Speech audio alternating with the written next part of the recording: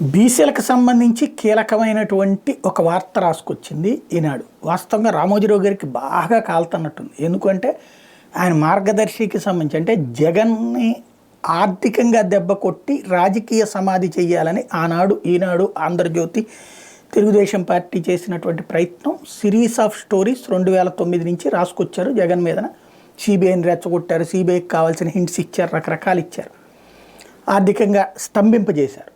వాస్తవంగా రూపాయి చేతికి అందనీయకుండా రాజకీయంగా దెబ్బ కొట్టి జైల్లో పడేపిస్తే ఎవడైనా ఇంకేం చేస్తాడు? రాజకీయం మూసుకుని ఇంటికి వెళ్ళి పడుకోవాలి. కాకపోతే ఈ క్యారెక్టర్ మొండోడు, ఎదురు తిరిగాడు. ఇతని అదృష్టం బాగుండి ఇతని కోసం ప్రాణాలు పెట్టేవాళ్ళు కొంతమంది ఉండటం, వాళ్ళందరూ ఫైనాన్స్ చేయడం, దాంతో నిలబడ్డాడు, నిలదొక్కున్నాడు. ఆ తర్వాత 18 అసెంబ్లీ ఎన్నికల్లో 15 చోట్ల గెలిచాడు. ఆ తర్వాతన ఏకంగా ప్రతిపక్ష నాయకుడు అయ్యాడు, మొన్న ముఖ్యమంత్రి అయ్యాడు. తాము ఎంతగా తొక్కిపడేస్తే ఫినిక్స్ పక్షిల అట్టా పైకి ఎగురుతున్నాడు. కాబట్టి ఈ మాట అనగానే జగన్ సూట్ కేసు తెస్తాడు అనుకోండి, ఈ కడుపు రగిలిపోతూ ఉంటుంది. దాంతో ఇప్పుడు ఏ వర్గాలైతే జగన్ టార్గెట్ చేస్తున్నాడో ఆ వర్గాలను రెచ్చగొట్టే ప్రయత్నం. ఇవాళ రాయితీల్లో కోత బీసీలకు అందరికీ అని రాశారు. ఆ వార్త చూస్తే అసలు నిజంగా బీసీలకు ఎంత అన్యాయం చేస్తున్నాడు జగన్ అనిపిస్తుంది.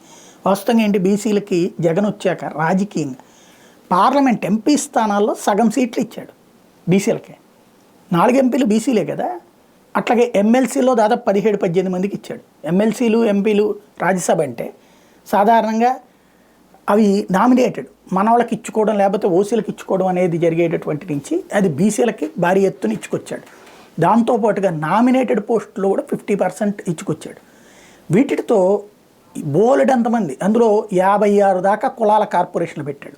ఆ కార్పొరేషన్లలో మళ్ళీ డైరెక్టర్లు, అంటే వందలు కాదు వేల కొద్ది పదవులు వచ్చినాయి బీసీలకు సంబంధించి. వాళ్ళు ఓటేస్తారా లేదా పక్కన పెట్టండి.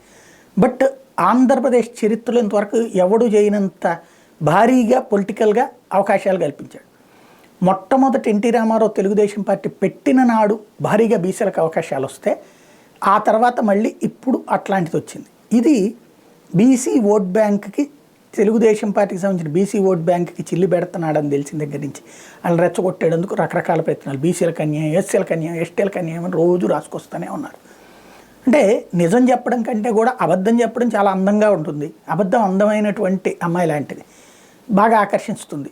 నిజం అనేటువంటిది సహజమైనటువంటి స్వరూపం, అది నచ్చదు సాధారణంగా, కాబట్టి చేసుకొస్తుంది.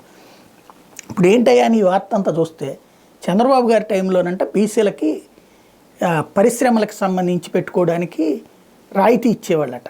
ఎంత అంటే 50% అంట. అబ్బా, అంటే ఏ 10 కోట్లు పెడితే 5 కోట్లు అనుకుని చూస్తే హైయెస్ట్ 20 లక్షలట. ఒక పరిశ్రమ మినిమం 1 కోటి రూపాయలు ఉంటుంది కదా, మ్యాక్సిమం 10 కోట్లు ఉంటుంది అనుకుందాం. అది MSME, small scale are MSME. దాంట్లో ఒక 20 లక్షలు ఇస్తే అది కూడా చంద్రబాబు గారి టైంలో ఎన్ని పెండింగ్ పెడితే జగన్ వచ్చాక ఇచ్చాడు. మళ్ళీ ఈ మాట అనగానే జగన్ సూట్ కేసు తెస్తాడు అనుకోండి. బట్ పెండింగ్ పెట్టిన ఇప్పుడు ఎవరెందుకు మద్దాలగిరి ఎందుకు వచ్చాడు వైసీపీలోకి? అట్లాంటి సబ్సిడీలన్నీ ఆపేబట్టినే కదా. అట్లాంటివే ఆ రోజున ఆ సబ్సిడీలు ఆ రోజున ఇచ్చేశారు చంద్రబాబు గారి టైంలో. ఇప్పుడు జగన్ వచ్చేటప్పటికి అదేం లేకుండా వేధిస్తున్నాడు, పారిశ్రామికవేత్తలను రానియకుండా చేసేస్తున్నాడు. తెలుగుదేశం టైంలో కూడా వచ్చి ఉంటాయి. ఎవరికైనా అంటే తెలుగుదేశం పార్టీకి సంబంధించినటువంటి పార్టీకి అనుగుణంగా ఉన్నటువంటి పరిశ్రమల వాళ్ళు ఎవరన్నా బీసీ కోటాలో ఇట్లా పెట్టుకోవాలి. అంతమించి ఏమన్నా జరిగిపోతుందా? ఇది ఫ్రంట్ పేజీ హెడ్డింగ్. సాధారణంగా నీచ పత్రిక అనే పదాన్ని మనం ఆంధ్రజ్యోతికి వాడుతుంటాం. ఎందుకంటే నీచమైనటువంటి ఎజెండాతో పబ్లిక్గా నిస్సిగ్గుగా చేస్తుంది. వీళ్ళకి ఇంకే పదం పెట్టాలి అనేటువంటిది కొంచెం కష్టమవుతుంది అన్నమాట.